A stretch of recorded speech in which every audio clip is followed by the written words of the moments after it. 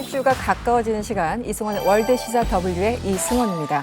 기존 국제 뉴스와는 뭔가 다른 월드시사 W, 오늘 함께해 주실 전문가 소개해드리겠습니다. 먼저 구정은 기자 옆에 나오셨습니다. 어서 오세요. 안녕하세요. 네, 안녕하세요. 늘 그 자리에 든든하게 앉아 계십니다. 네, 고맙습니다.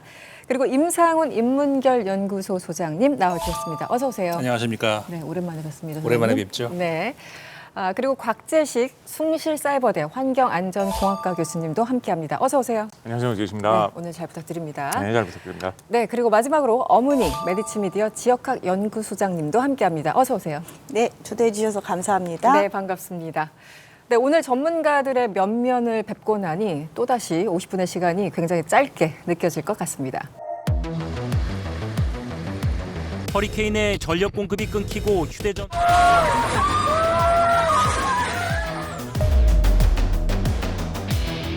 Thank you for coming. Bye. This moment before I stepped on stage.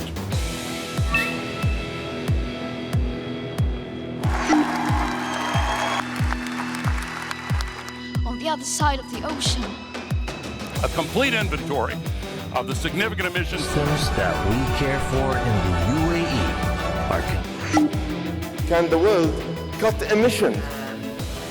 Equal access and participation, more inclusive COP, and Energy capacity and double energy efficiency. Much in the text that has been diluted and polluted by the people who despoil our planet, but it contains a new imperative to limit temperature to 1.5 degrees.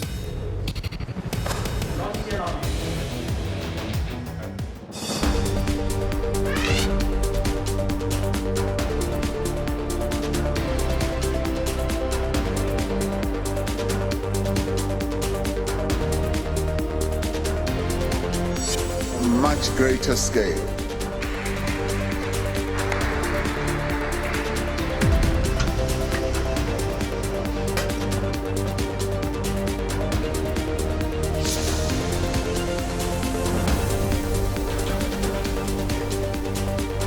I want to see stronger language, especially regarding fossil fuel phase out, regarding human rights, regarding the finance and the funding.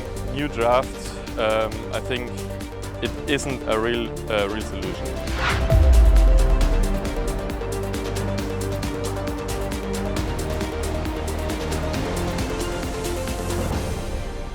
네, 어떻게 보셨습니까? 지구는 진짜 멸망하나.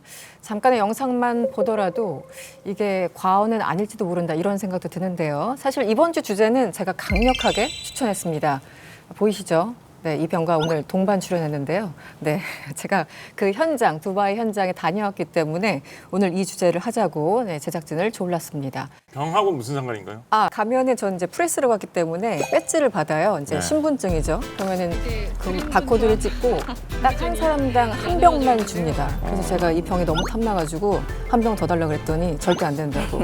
나중에 알아봤더니 그 현장에 당초 예상은 한 7만 명 정도였는데요. 9만 명 이상이 온 거예요. 온 사람이 9만 명이라고요? 온 사람만 9만 7천여 명? 그리고 온라인까지 하면 10만여 명이 넘는다고 하는데 아무튼 그래서 이 병을 서로 차지하겠다고 싸움 날까 봐 네, 딱 정해진 숫자만 있었나 봅니다. 네. 이번에 이 두바이에서 이 행사를 하는 것에 대해서 조금 의아해한 사람들이 적지 않았을 것 같아요. 워낙에 맞아요. 네. 에너지 대국이잖아요. 화석연료 대국이고. 근데 사실 이렇게 세간의 특히 이제 한국에서의 이미지와는 조금 다르게 이제 기후 대응이나 탈석유 부문에서 걸프 산유국들이 앞서 나가려고 애를 쓰고 있는 것은 맞아요. 뭐 네. 카타르나 아랍에미리트 같은 데는 4차 산업시대 바라보면서 뭐 투자도 엄청 하고 있고 이제 솔라파크 그게 뭐 규모가 122제곱킬로미터 뭐 엄청나다고 하더라고요. 네, 뭐 두바이 네. 통치자 이름 딴 거. 네. 사실 제가 찾아보니까 두바이 하면은 그 부르즈 할리파, 뭐 세계 제일 높다는 빌딩 있잖아요.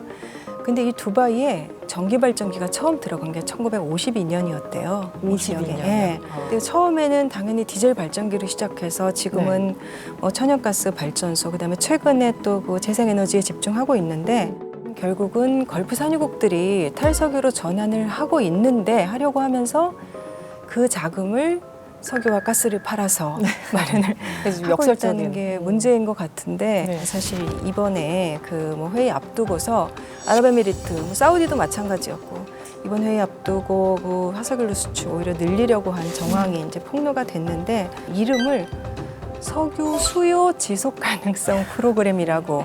이름은 항상 그럴듯합니다. 아 근데 그거를 영어 사이트에서는 그냥 지속 가능이라고 하고 아랍어 사이트에는 석유 수요 지속 가능성 그래서 조금 말들이 많긴 했었죠. 네. 하나만 더 여쭤보면 안 됩니까? 아 저한테요? 네. 아까 참가자 숫자가 9만 명 넘는다라고 말씀하셨던 것 같은데 네. 사실 9만 명이면 무슨 BTS급의 그런 분들이 공연을 해도 네. 9만 명을 모으기는 쉽지 않거든요. 근데 어떻게 네. 이렇게 많은 숫자 사람들이 주로 어떤 사람들이 많이 왔는지 어디에 뭐 때문에 취재 열기가 좀 뜨거웠는지 그런 것도 좀 궁금한데요. 일단 198개국에서 왔습니다. 이제 2년 뒤에 COP를 개최할 것으로 예상되는 브라질 같은 경우는 수천 명이 왔어요. 델리게이트로 수천 명이 왔고 그 안에 로비스트가 공식적으로 확인된 것만 2,500여 명이 됩니다. 근데 지난해 이집트에서 로비스트가 한 600여 명 왔다고 뭐 파이낸셜 타임즈나 블룸버그 이런 데서 이제 대서특필하면서 이래도 되느냐 이랬었는데 이번에 한 4배가 넘는 로비스트만 2,400여 명이 왔고 그리고 뭐 비즈니스 하는 사람들 예를 들어 CCUS 뭐 탄소 포집 기술 이런 거를 이제 파는 사람, 사는 사람, 그리고 학자들, 전문가들 여기 계시는 이런 전문가들 다 이제 온 거예요. 기자들까지. 그래서 9만여 명이 넘었고. 근데 사실 이번 그 아랍에미리트라든가 이런 나라들이 기후 변화로 인한 피해 국가라기보다는 석유 강국 아닙니까? 그렇죠. 그러니까 그런 나라들이 아까 말씀하신 것처럼 로비스트들이 몇천 명 모여가지고 이런 대규모 그러니까 세력을 과시하는 듯한 이런 행사로 점점 변질되는 것 같은 그런 느낌이 들거든요. 네. 그리고 어차피 지금 기후 변화 회의가 원래 처음이 시작부터 그 선진국들이 자신들이 어쨌든 간에 탄소 배출이 너무 많고 이런 것들이 이 개발도상국에도 영향을 미치고 네. 근데 사실상 개발도상국 같은 경우에는 현실적으로 여러 그 재원이라든가 이런 것들이 해결을 할 만큼 능력이 안 되니까 그럼 우리가 좀 도와줄게 이렇게 해서 뭐 지금 이루어지는 거잖아요. 네. 그럼 행사 자체도 제 생각에는 그런 그 선진국들이 어떤 지원을 해가면서 이런 기후 변화로 인한 피해가 많은 그런 나라들에서 좀 행사를 열고 그랬다면 좀 더 구체적이고 좀 더 진취적인 그런 그 결과들이 도출되지 않을까 네. 그런 아쉬움이 좀 들더라고요. 예, 지역적으로 처음부터 논란이 있었던 점 말씀해 주셨는데 관리소 구정 기자는 이번에 사실 의장 알자베르 의장이 역할이 굉장히 다양하신 분이잖아요. 그래서 논란이 컸어요. 올해 1월에 발표 짠 하면서 나타났는데 아니 이럴 수가 그 환경운동가들 뭐 전문가들이 아니 하필이면 왜 그분이냐 설명을 해주시죠. 어떤 분이신가요? 사실 이번 회의에서 가장 눈길을 끈 인물이고 또 가장 논쟁적인 인물이었죠. 이 알자베르 의장. 사실 아랍에미리트의 기술 장관이면서 그다음에 아부다비 국영 석유 회사의 최고 경영자이면서 그 화석연료를 담당하는 그다음에는 그 에미리트의 또 재생에너지 회사 그 회사의 CEO도 겸직하고 있습니다. 말하자면 알자베르는 에미리트의 어떤 에너지 권력을 상징하는 사람이에요. 근데 이 두바이가 회의 처음에 개최한다고 했을 때 안 그래도 그쪽 언론들에서도 잘못했다가는 석유 부국이라는 거, 석유 이렇게 수출 늘리려는 이런 쪽으로만 이제 부각이 될 수 있다. 그리고 또 평판 세탁, 그린워싱 이런 비판 나올 수 있다라고 우려가 제기됐었는데 실제 그대로 그런 비판들이 그대로 나왔었죠. 근데 그거에 대해서 이 알자베르 이번에 의장이었잖아요. 이제 화석연료랑 지구온난화 관계가 없다는 식의 발언 이런 거 갖고 막 말이 많았었는데. Reports in The Guardian of your comments that there is no science behind calls to cut fossil fuels. Do you maintain this?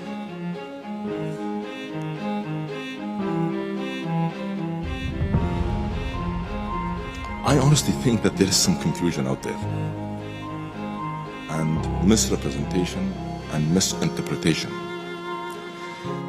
또 이런 비판이 쏟아지는 거에 대해서 알자베르 의장 쪽에서는 우리가 뭘 하는지도 모르면서 비판만 한다. 한마디로 우리는 화석연료를 벗어나기 위해서 많이 투자를 하고 있다라는 얘기를 한 거죠.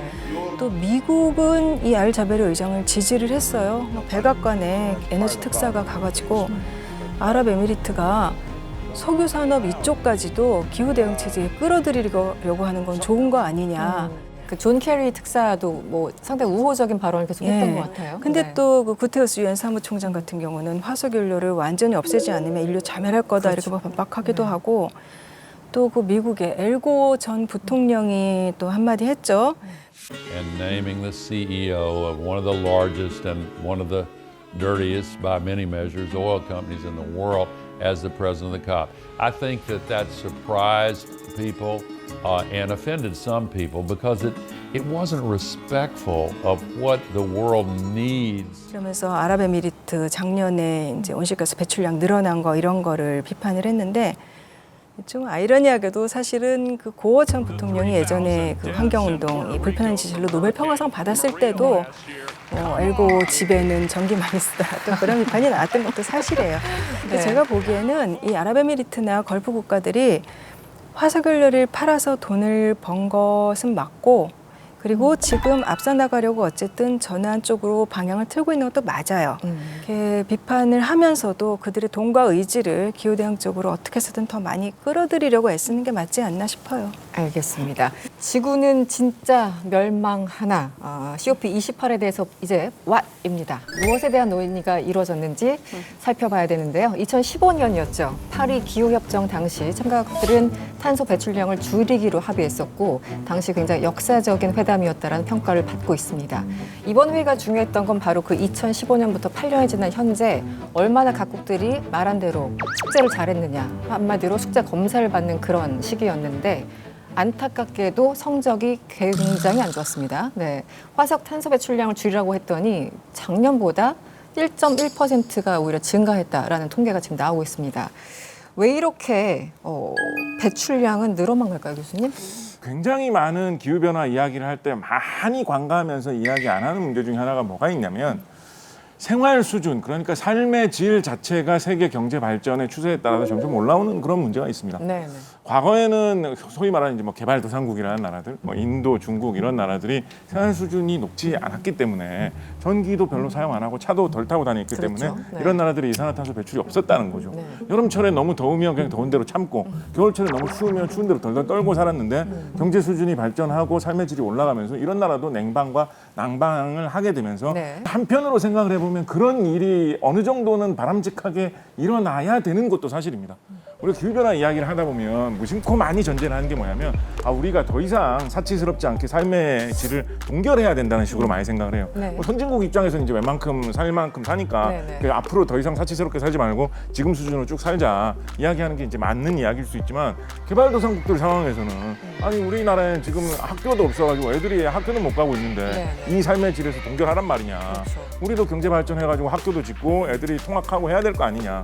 그러면 결국 학교를 짓는데 애들이 통학을 하면서 차를 타고 다니는데 다 이산화탄소 배출이 더 많이 생길 수밖에 없는 상황이거든요. 그래서 개발도상국의 삶의 질이 성장하는 거, 전체적인 인구가 성장하는 거를 생각을 해보면 이산화탄소 배출은 사실은 증가하는 게 어떻게 보면 자연스럽습니다. 그래서 어떻게 보면 뭐 전혀 노력을 안 했다라고 하기에는 저는 또 좀 과장된 평가라는 그런 느낌도 좀 있고요. 나름대로 노력한다고 노력하기는 했으나 이런 여러 가지 재반 상황을 생각을 하면 전체적인 결과는 그렇게 썩 좋지는 않았다 정도로 평가하는 게 맞을 것 같습니다. 1992년부터 이제 기후변화 회의가 쭉 이어지지 않습니까? 1995년부터 이제 우리가 흔히 그 COP이라고 부르는 이 COP 회의가 계속되고 있는데 거기서 가장 중요한 핵심적인 문제 중에 하나가 이 기후 변화에 대한 대응이 경제 발전, 그다음에 그 삶의 성장 이런 것과 저촉이 되면 안 된다라는 것이 분명히 있거든요. 그러니까 말씀하신 것처럼 선진국은 뭐 그럭저럭 이제 살만하면 괜찮은데 지금 개발도상국 같은 경우는 이제 좀 살만한데 그럼 하지 말라는 거냐? 사다리 걷어차기. 그렇게 되지 말자는 것이 선진국에서도 나오고 있거든요. 그렇기 때문에 개발도상국들이 발전하는 것을 막을 만큼 그렇게 우리가 하지는 않겠다는 그것이 이제 핵심적인 그런 내용이고요. 우리 임 소장님 말씀해 주셨듯이 이제 92년 리우 회의가 바로 이 기후 변화에 대해서 문제 의식을 가지고 있었던 첫 번째 회의잖아요. 그래서 이제 그 브라질이 이제 세 번째로 이 기후 변화 관련된 회의를 25년에 이제 갖게 되는지 주최하게 되는데 25년을 계기로 좀 더 뭔가 이렇게 도약을 해야 되는 뭔가 이게 좀 전진하는 어떤 그런 합의가 만들어져야 되는 게 아닐까라는 좀 생각을 하고 있어요. 사실 내년까지는 저는 정말 조금 회의적인. 그렇죠. 이제 미중 갈등이 계속 될 것 같고 또 미국 대선이라는 이 너무나 글로벌한 이슈가 있기 때문에 사실 기후변화는 정말 협력의 모두가 만들어질 때 가능한 얘기잖아요. 그래서 좀 내년까지도 좀 어렵지 않을까라는 좀 우울한 전망이 제가 저는 좀 봤을 있습니다. 때는 주최국이 얼마나 이렇게 리더십을 발휘하냐도 있긴 하지만 결국 보면은 그동안에 이렇게 큰 회의라고 했었던 게 예를 들면 코펜하겐 회의 같은데 결국 미국이 어떻게 하느냐가 정말 너무 중요해요. 그때 오바마 대통령 집권 첫 해여서 굉장히 컸었고 그다음에 파리 회의 때는 미국이 하겠다고 했었고 중국은 어느 정도는 딱 방향이 정해져 있는 것 같아요. 기후 대응으로 간다. 지금 현재는 배출량이 많지만 그래서 굉장히 많이 드라이브를 걸고 있고 근데 미국이 이렇게 갈팡질팡하면서 처음에 바이든 정부도 출범하면서는 이제부터 미국이 돌아왔다. 예, 기후 대응 체제에서 우리가 리드하겠다라고 했는데 지금 또 어느새 또 슬그머니 이렇게 되고 그래서 진짜 그 엄 박사님 말씀하신 대로 내년에 미국 대선이 뭐 어떻게 될지는 모르겠지만 이게 그런 배출 많은 나라들이 얼마나 리더십을 갖고 또 동참을 해주느냐가 정말 중요한 것 같아요. 네. 소장님, 이번 회의 보면서 제가 좀 놀랐던 게 보통 이렇게 국제회의 특히 만장일치라는 어떤 시스템에서는 서로 이제 단어 하나 토시 하나 가지고 싸우다가 밤샘을 하잖아요. 이번에도 역시 마찬가지였고 작년에도 기한을 넘겨서 이제 합의문이 나왔는데 이번에 11월 30일 첫날 뭐 결과 하나가 나왔어요. 바로 이제 손실과 피해 기금을 공식 출범시킨다라는 자베르 의장의 자신감 있는 표정의 어떤 발표였는데. 그러니까 손실과 피해 기금이라는 것이 언제 처음에 이슈가 이제 이번 올해 것이 아니라 지난해 것이었잖아요. 그러니까는 그 손실과 피해, 그러니까 기후 변화로 인해서 입을 수 있는 그 인적, 그다음에 그 지구 생태계에서의 어떤 피해, 그다음에 이거에 대해서 손실을 어떻게 메울 것인가, 그다음에 저개발 국가들을 어떻게 도울 것인가 이 문제에 있어서 합의를 도출하는데 실패했단 말이죠. 어떻게 보면 이번 COP28의 어떻게 성과 중에 하나라고 할 수 있는 것이 이제 그것인데 구체적으로 예를 들어서 이제 그 의장국 있죠. 그 아랍에미리트 같은 경우에 1억 달러를 내기로 이제 했단 말이죠. 한국 돈으로 하면 이제 1,300억 원 정도 되지 않습니까? 독일도 이제 그 정도 내기로 했고 뭐 이탈리아, 프랑스 이런 나라들도 1억 800만 달러 정도를 내기로 했고 근데 미국이 좀 적어요. 1,750만 달러를 내겠다. 굉장히 비판받고 있어요. 지금. 네, 그러니까 다른 나라들 아까 말씀드렸던 그런 선진국들에 비해서 너무 턱없이 적잖아요.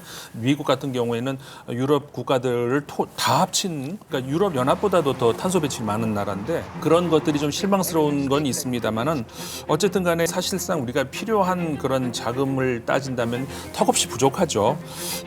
연간 최소 1,000억 달러 정도 이상 필요한 것으로 지금 되고 있는데 그것에 비하면은 뭐 지금 뭐 터무니없이 부족하고 이제 정말 시작하는 단계. 예, 이제 시작하는 단계다. 이 정도로 의미를 부여할 수 있을 것 같습니다. 네. 유엔 기후 변화 협약 당사국 총회가 합의문 초안에서 화석 연료를 단계적으로 없앤다는 문구를 삭제해 논란입니다. 산유국들의 입김 속에 온실가스 배출을 줄이려는 노력이 오히려 후퇴했다는 불만이 나오고 있습니다. We will not sign our gift certificates.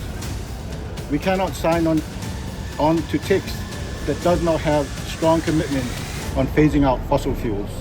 구정원 기자님, 이 합의문 내용을 좀 설명을 해주시면 어떨까요? 원래 뭐 2030년까지 재생에너지 얼마큼 늘린다, 에너지효를 높인다, 또 화석연료를 언제까지 폐지한다 이런 여러 가지 얘기들이 나왔는데 11일 폐막 전날 이제 공개된 초안에서 화석연료를 단계적으로 퇴출한다라는 문구가 싹 빠져버렸던 거예요. 근데 그 전에 얘기가 나왔을 때는 있었는데 그게 빠진 거. 그래서 여기에 이제 뭐 여기 주최국이 아랍에미리트에서 그랬던 거 아니냐라는 얘기까지 나왔던 건데 사실 그 화석연료를 퇴출시키는 것이 기후 대응의 핵심인데 이제 그게 빠져서 비판이 쏟아졌고 특히 뭐 이제 태평양 섬나라들 해수면 상승 때문에 가라앉을 나라들은 이거는 뭐 우리에 대한 사망 진단서다 뭐 이런 얘기까지 하고 했다고 하는데 결국 폐막 때까지도 합의를 보지 못했죠. 그래서 폐막은 12일이었는데 13일까지 논의를 한 끝에 나온 문구가 퇴출이 아니라 10년 안에 화석 연료로부터의 전환을 시작한다. 이건 조금 굉장히 약하죠. 이미 전환은 다 시작되고 있는 건데. 네, 너무 애매한 표현 같은데요. 네. 네. 그러니까 사무총장, 유엔 사무총장 구테우스 총장은 phase out, 한마디로 단계적 퇴출이라는 명확한 단어가 무조건 들어가야 된다. 그래야지만 이번 회의에 성과가 있는 것이다라고 얘기를 했는데 뭐 사우디 장관도 등장하고 뭐 산유국들의 여러 사람들이 등장하면서 나는 절대 동의할 수 없다. 이런 논의들이 한참 있다가 결국 지금 구정은 기자가 설명한 것처럼 그 정도로 합의문이 나왔습니다. 그나저나 지금 사실은 뭐 올해 2023년도 그렇고 작년도 그렇고 폭염, 뭐 가뭄, 뭐 홍수 뭐 모든 나라들이 다 피해를 보고 있지만 특히 그 개도국 같은 경우는 더 큰 피해가 있지 않습니까? 인프라 문제도 그렇고 실제 피해가 어느 정도인지 어머니 소장님 좀 설명을 해주시겠어요? 저는 작년에 정말 심각한 기후재난하면 제가 생각할 때 2022년에 가장 심각한 기후재난은 파키스탄 사례를 들 수밖에 없었던 것 같습니다. 파키스탄에서 거의 8월에 석 달 동안 거의 끊이지 않는 비가 내렸습니다. 예, 그래서 국토의 3분의 1이 잠겼어요. 믿기지가 않아요. 그렇죠. 3분의 1이라고 하는데 네. 이게 상상이 안 가는 그러니까 이제 건가요? 그때 뭐 그 정말 여러분들 이렇게 좀 관심이 있으신 분은 이제 구글에서 뭐 이미지 검색을 해보시면 정말 위성 사진이 정말 많이 떠다니거든요. 원래 파키스탄과 국토의 3분의 1이 물에 잠긴 이제 파키스탄 사진들을 이렇게 비교해서 보여드릴 수 있고 인구의 7분의 1이 이재민이 되는. 그다음에 이제 아동 사망자들의 수도 뭐 이렇게 뭐 거의 1000단위가 넘어가는 뭐 이런 일이 있었습니다. 근데 사실 이제 파키스탄이라는 사례를 드는 게 제가 왜 이 사례를 드냐면은 우리가 보통 기후 변화 하면은 이제 제일 먼저 가장 취약하다라고 생각하는 게 그 빙하가 높고 해수면이 높아지니까 뭐 섬나라 물론 이제 그 태평양에 있는 이제 도서 국가들이 가장 피해가 있죠. 정말 국토가 사라지는 문제가 키리바시나 투발루의 경우는 정말도 있으니까 이렇게도 있는데요. 실제로 이제 그 전 세계에 그 해발 고도가 2m 이하에서 사는 인구가 너무나 많습니다. 실제로 여기는 대도시들 그다음에 이제 그 선진국의 대도시들까지도 좀 포함이 되는 경우들이 있고요. 그 파키스탄의 홍수가 보여주는 문제는 그러니까 이제 정말 이 하류 지역의 인더스강의 이제 하류 지역에 엄청난 폭우가 정말 상상할 수 없을 정도로 장기간 내린 것도 있지만 실제로 이 홍수의 문제는 거기가 히말라야 산맥이거든요. 예. 근데 거기에 있는 그러니까 빙하가 남극과 북극에 있는 빙하만 녹는 게 아니라 산악 빙하들이 녹아가고 있습니다. 그렇다 보니까 이 산악 빙하가 녹아서 내리는 물 때문에 이 홍수가 훨씬 더 심화되는. 그래서 이제 그 파키스탄에서 났던 홍수는 괴물 몬순에 의한 그 하류 지역에서의 집중적인 극한 호우가 있었지만 빙하 녹은 물 때문에 홍수가 더욱더 심화되는 이런 문제가 있었거든요. 사실은 어떤 국가나 뭐 이 지역을 보더라도 어떤 위기가 발생하면 항상 약자들, 뭐 저소득층 이런 분들이 더 큰 피해를 보잖아요. 네. 그렇습니다. 기후도 마찬가지 같아요. 네. 그런 특징을 저는 좀 강조를 해보고 싶은데요. 예를 들어서 지금 우리 곁에 이미 다가온 기후에 관련된 재난만 하더라도 뭐 홍수가 너무 심해진다, 가뭄이 너무 심해진다, 뭐 이런 것들 많이 보게 되는데 당연히 이제 그러면 농사가 잘 안 되고 흉년이 많이 지겠죠. 흉년이 많이 지면 쌀값, 밀값이 올라가지고 밥값이 오르고 식량 가격이 다 올라갈 겁니다.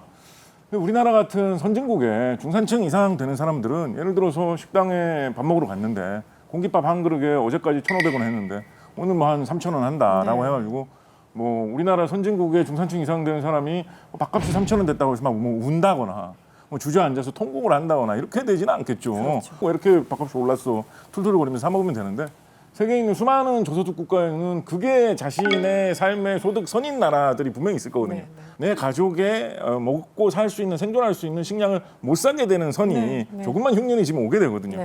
그런 사람들은 이제 밥을 굶어야 되는 것이고 이 문제에 좀 골치 아픈 면이라고 할까요? 좀 묘한 점이라고 할까요? 하는 점이 뭐에 있냐면 유엔 무역개발회의에서 지난 60년간 상황을 조사해서 발표한 자료를 보면 이산화탄소 배출이 그동안 4배 늘어났는데 이산화탄소 배출 비중은 선진국이 58.6%를 차지하고 있고 최빈국 비중은 1%도 안 되는 0.5%라는 거예요. 그러니까 당연히 우리가 생각을 해봐도 가난한 나라에서 하루 벌어서 하루 벌어 먹고 사는 사람들이 뭐 에너지를 낭비한다거나 에어컨을 많이 튼다거나 큰 차를 타고 다니거나 뭐 매주 비행기 타고 멀리 놀러 다닌다거나 이럴 것 같지 않잖아요. 사실 그분들이 이산화탄소 배출을 굉장히 적게 한 사람들인데 막상 재난이 발생하면 생명의 타격은 오히려 제일 많이 입게 된다라는 그런 것이죠. 앞으로 계속 그래서 이산화탄소를 줄이기 위해서 뭐 석유를 쓰지 마라, 석탄을 쓰지 마라, 뭐 이런 게 계속 나올 겁니다. 새로운 걸 도입해라, 뭐 이런 게 계속 많이 나오거든요. 생각을 해보면 우리 뭐 전 세계의 모든 세계사 시간에 다 배우는 이야기입니다만 유럽의 주요 선진국들이 처음에 아주 폭발적인 경제 성장을 할 때 뭐를 계기로 성장을 했느냐라고 하면 18세기 말 19세기에 산업혁명을 통해서 성장을 했다라고 전 세계 모든 학생들이 다 배우거든요. 다 무슨 연료를 뗐느냐. 다 석탄을 뗐거든요. 석탄을. 개발도상국도 이제 우리도 이제 좀 성장을 해봐야 되겠다라고 해서 기계도 돌리고 전기도 만들어서 좀 사용해 보려고 하면 선진 석탄 쓰면 안 돼. 이제 안 돼. 너희들은 이제 석탄 써서 발전하려고 하지 마. 우리는 그렇게 해서 성공했지만 이제부터는 안 된단다라고 하면 또 그 문제조차도 또 성장이 느렸던 개발이 좀 지체됐던 나라 입장에서는 굉장히 차별적이다. 그렇죠. 우리가 더 많은 부담을 받는다라고 생각할 여지도 생기는 것이거든요. 그 부분에서 정말 그 말씀 잘해주셨는데 개도국들 일부 국가들은 그런 얘기합니다. 예전에 우리는 제국주의자들 때문에 식민지 생활하면서 정말 힘들었는데 이젠 또 화석 연료 가지고 이럴 수 있는 거냐. 당신들이 지구를 다 망쳐놨는데 우리는 이중고를 겪고 있다. 뭐 그렇게 발언하는 걸 들었는데 갑자기 그 대목이 생각이 나네요. 좀 그런 불평등의 문제, 차별을 어떻게 극복하느냐의 문제에 기후변화에 좀 초점이 있지 않겠는가라는 생각을 많이 해보게 됩니다. 그렇게 탈탄소로 가면서도 발전을 하기가 사실 이렇게 아직은 쉽지 않은 문제이기 때문에 그러니까 기술과 자금을 지원을 해달라, 이 전환 비용을 대달라 이쪽으로까지는 아무튼 의견은 모인 것 같아요. 두 번째는 Y입니다. 왜 국제사회는 이렇게 모여서 회의를 해야 될까요? 사실은 앞서서 저희들도 이제 설명을 좀 드렸습니다만 매년 회의가 열리긴 하는데 뭔가 이렇다 할 성과는 없는 것 같고 이런 회의 뭐 하나만 한 거 아니야? 선진국들이 마음 안 먹으면 무의미한 거 아니야? 이런 생각을 하게 됩니다. 혹시 어머니 소장님, 그럼에도 불구하고 왜 이런 회의가 계속 개최돼야 되는지? 작년에 있었던 그 이집트에서의 이제 캅 27에서 사실은 이게 진통이 너무 있었던 게 손실과 피해라는 기금, 손실과 피해 기금이잖아요. 그렇죠. 근데 여기에 보상이 들어가냐 안 들어가냐라는 말을 두고서 엄청나게 논쟁을 했던 겁니다. 보상이라는 말이 들어가면 선진국이 책임의식을 느껴야 되는 거예요. 근데 그래서 이 책임이라는 컴펜세이션이라는 용어를 빼기 위해서 사실은 엄청나게 논의가 있었고 그래도 어쨌든 이제 손실과 피해 기금이라고 하는 것이 만들어진 것 자체가 작년의 회의의 가장 큰 그 성과라는 생각이 들고 그것이 바로 이제 개도국들의 입장이 반영이 된 것이라고 좀 볼 수 있는 것 같습니다. 앞으로 국가들이 해야 할 일이 참 많은 것 같은데요.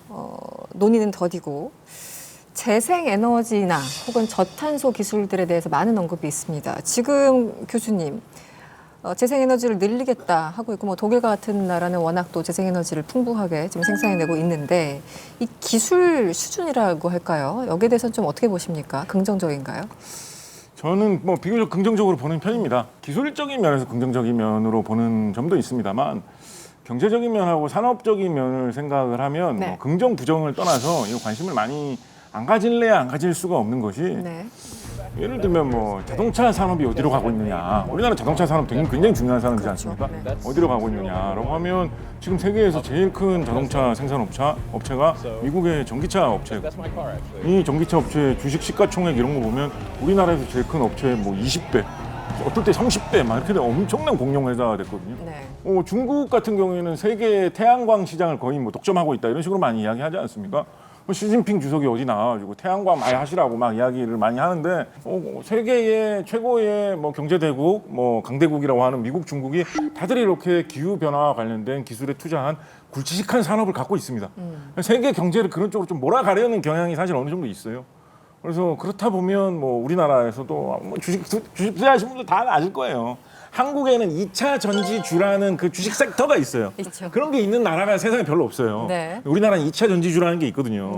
기후변화 시대가 되면 전기를 많이 사람들이 재생에너지를 배터리에 담아놓고 써야 되는 시대가 올 거기 때문에 배터리 수요가 굉장히 늘어날 텐데 그렇게 되면 배터리 잘 만드는 한국 같은 데서는 네. 그것과 관련된 회사들이 성장할 거다.